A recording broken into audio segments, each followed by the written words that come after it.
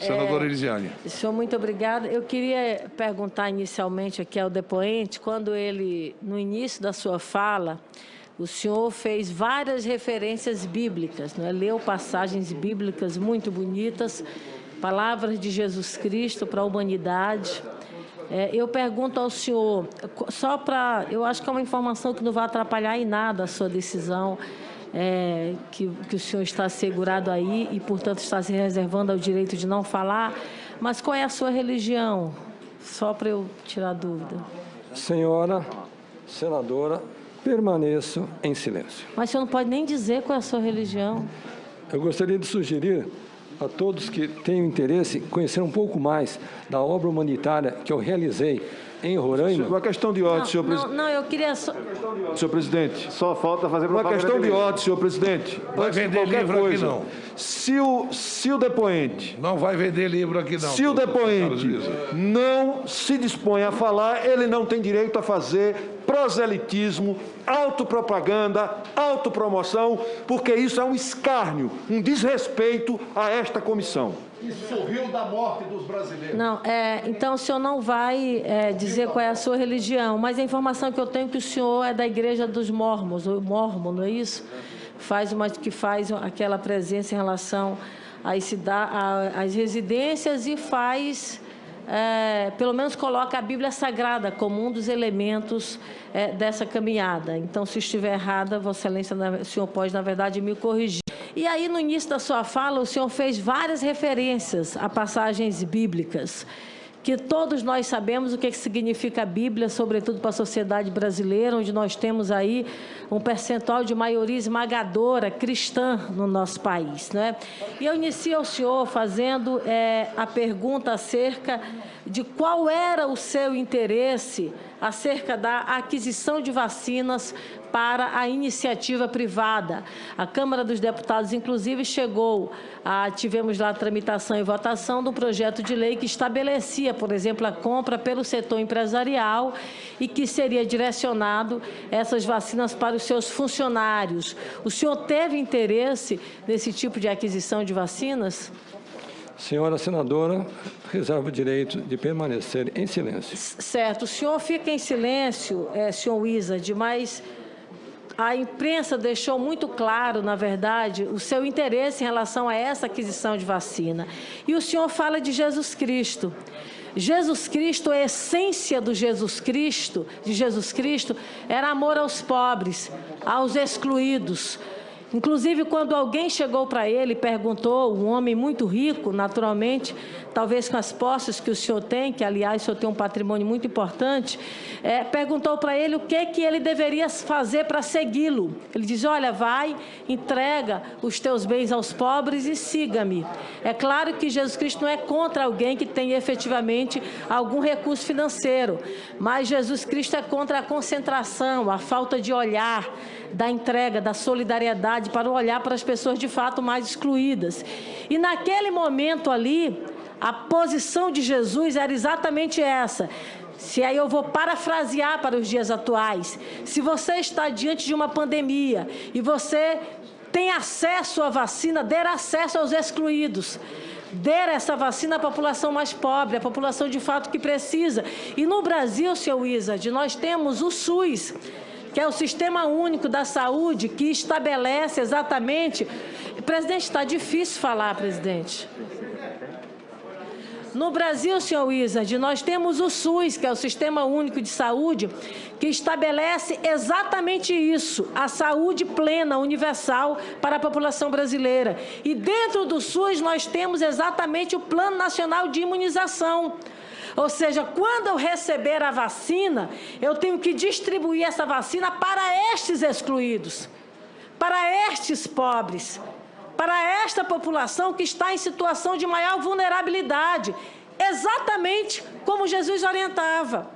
Mas a informação que nós temos é que exatamente o senhor estava incentivando, estava interessado na compra de vacinas para o setor empresarial, para que fosse dado prioridade a estes funcionários, talvez alguns em idade muito pequena, que não tivessem nenhum tipo de comorbidade.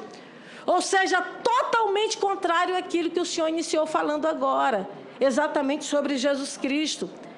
Nós temos, não vou mandar ele perguntar, porque o senhor sempre disse que não vai responder. O senhor não quis responder qual era a sua religião, imagina as demais perguntas. Mas, por exemplo, a informação que nós temos é da sua relação em relação de pessoas com a Cancino, por exemplo, que tinha exatamente o valor de $17, que tinha relação com o Ricardo Barros, que nós estamos investigando dentro desta CPI, que pode ter relação direta a um esquema de corrupção, dentre eles aí, inclusive, com o pagamento de propina de $1 para a aquisição de 400 milhões de vacinas.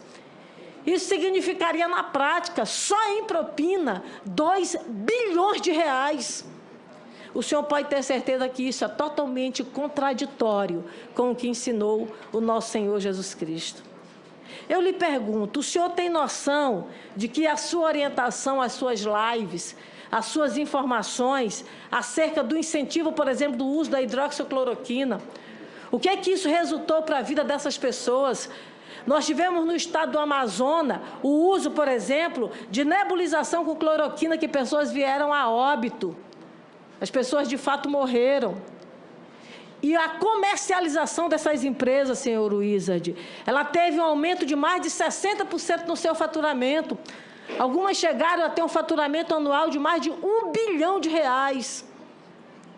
O senhor tem noção, ou o senhor se arrepende das suas orientações em relação ao uso desse medicamento que não tem nenhuma eficácia comprovada do ponto de vista da ciência? O senhor se arrepende? Senhora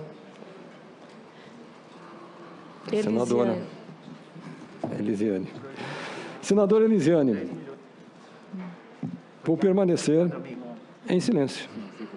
Quando o projeto de lei, senhor Wizard, foi apresentado na Câmara dos Deputados, naquele momento havia apenas 10 milhões de brasileiros com acesso a essa vacinação.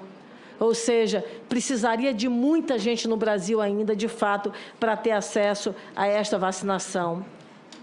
Quero dizer ao senhor, já que o senhor falou muito da Bíblia, eu quero falar um pouquinho também da Bíblia com o senhor.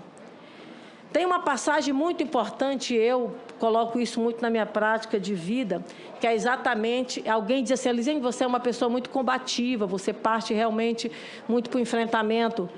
Eu quero ler para o senhor uma passagem que tem na Bíblia, no livro de Ezequiel, capítulo 36, versículo 6, que ele fala de uma pessoa que era o atalaia. O atalaia é aquele que estava na linha de frente, que tinha mais acesso, que tinha mais possibilidade de fazer a denúncia. Ele diz o seguinte, mas se quando o atalaia vir que vem a espada, e não tocar a trombeta, e não for avisado o povo, e a espada vier, e levar uma vida dentre eles, este tal foi levado à sua iniquidade, porém o seu sangue requererei da mão do atalaia. Isso significa que se você não denuncia, você tem uma responsabilidade compartilhada na morte, no mal que há de vir sobre uma determinada situação.